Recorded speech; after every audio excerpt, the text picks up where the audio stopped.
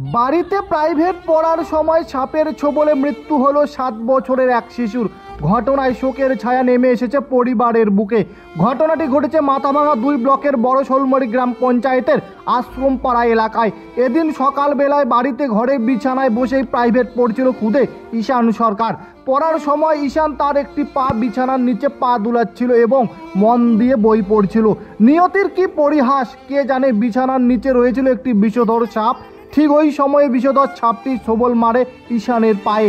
সাপটি ছোবল মারতে ঈশান তার পা বিছানার উপরে ওঠাতেই তার সঙ্গে থাকা দিদিমণিকে বললে তৎক্ষণাৎ ওই দিদিমণি বাড়ির লোকজনদের বিষয়টি জানান। বাড়ির লোকজন বুঝতে পেরে তৎক্ষণাৎ ঈশানকে নিয়ে যাওয়া হয় ফালাকাটা সুপার স্পেশালিটি হাসপাতালে। সেখানে কিছুক্ষণ পরেই কর্তব্যরত চিকিৎসক ঈশানকে মৃত বলে ঘোষণা করেন। তবে পরিবারের লোক সাংবাদিকদের সামনে ক্ষোভ উগরে দিয়ে বলেন, আমরা ছেলেকে সঠিক সময়ে ফালাকাটা সুপার স্পেশালিটি হাসপাতালে নিয়ে গেলেও সঠিক সময়ে চিকিৎসা শুরু করেনি ডাক্তার, তাই আমরা সন্তানকে হারালাম। ঘটনায় শোকের ছায়া নেমে এসেছে গোটা এলাকায়। 9:30টার দিকে আমার ছেলে চোখেতে পড়তেছিল, হঠাৎ কান্নার আওয়াজ পরে আমি ঘরে গেছি, বললো মা আমার সাপে কামড় দিছে। পরে আমরা ওর পায়ের মধ্যে বাইন্দা আমার দেওরকে নিয়ে হাসপাতালে গেছি। যাওয়ার পরে কোথায় ঢুকাইছে, যাই হোক ওখানে ঢুকানো হয়েছে। বানটা খুলছে, হ্যাঁ বানটা খোলার পর তো আমাকে আর ভিতরে ঢুকতে দেয় নাই। তারপরে আমি বলতেছি কেমন আছে, আমার ছেলে বললে ভালো আছে ভালো আছে। পরে ওর হাত থেকে রক্ত নিছে। পরে আমি গেছি ভিতরে, জোর করে ভিতরে গেছি। যাওয়ার পরে আমি বললাম আমার জামাইকে, দেখো চোখ ফুলে আছে। আমার ছেলেকে আমি আর কিছু চোখে দেখি না, আমার ছেলেকে মারছে ওরা, আমার ছেলেরা মারছে, আমি আর কিচ্ছু জানি না। আমার ছেলেরা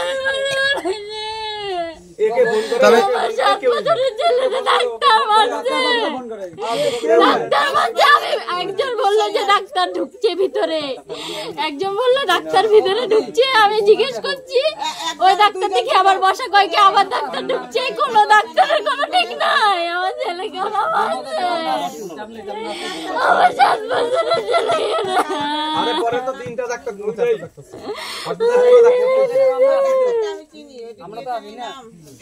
লাইফলাইন ডায়াগনস্টিক সেন্টার, এখানে রক্ত পরীক্ষা, digital ECG, digital X-ray, ultrasonography, echocardiography ও ফেটাল ইকোকার্ডিওগ্রাফি করা হয়।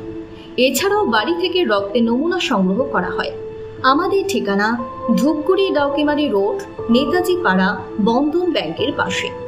আরও বিস্তারিত জানতে যোগাযোগ করুন 9800785475 অথবা 7908922275 এই নম্বরে। হচ্ছে ওকে সাপে কামড় দিছে। কাকে? আমার ছেলেকে। তো ওকে হসপিটালে নিয়ে গেলাম। নিয়ে যাওয়ার পরে ওখানে নিয়ে গেলাম ফটাফট। ওরা দেখে বল কি কই থাকে কামড়, সাপের কামড়? না না এটা তো সাপের কামড় না, এইভাবে বলতেছে। তারপরে না করে ওরা রশি টুসি খুলে ওখানে বসে রাখলো। ওখানে বসানোর পরে অনেকক্ষণ বসে আছি, কোনো 10 মিনিট হয়ে গেল, কোনো ইসে নাই। হঠাৎ করে একজন এসে কি ইসে করি, রক্ত পরীক্ষা করি, রক্ত নিল। রক্ত নেওয়ার পরে একটু পরে দেখি কি ও চোখ পুরো ফুলে গেছে, আর হলো চোখে আফসা আফসা দেখতেছে। তাহলে ওই ওরে ফোন করে কোনো ডাক্তারই আসে না, মানে খোলা হয়ে গেছিল চোখ। তাহলে ওরে ফোন করে কোনো কাজই হয়। আমার ছেলে তো টনটন, আমাকে বলে বাবা মোবাইল দাও, মোবাইল দেখি। কোন ফালাকাটা হসপিটাল? আচ্ছা, ওটা তো নামে হসপিটাল। আচ্ছা, 10টা ওটা তো নামে হসপিটাল।